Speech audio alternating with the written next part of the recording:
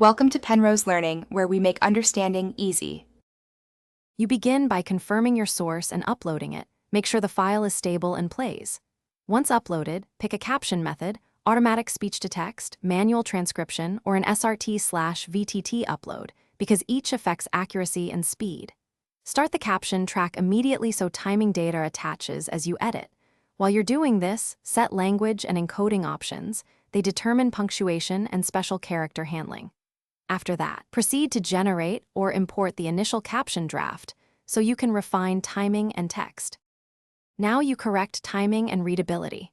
You'll move captions along the timeline, trimming or extending segments so text appears within 1 or 2 spoken phrases. Aim for sync within a half second. Make line breaks at natural pauses and limit length for comfortable reading because viewers need time to absorb content.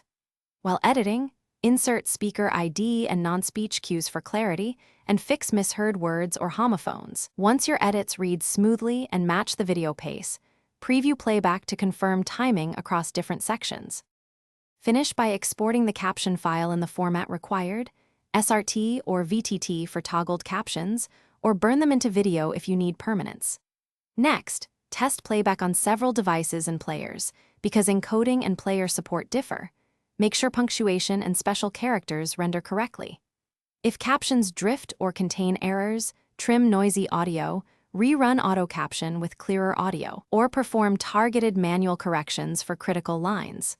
One quick troubleshooting tip: if timing shifts occur, resync using a consistent frame rate and re-export.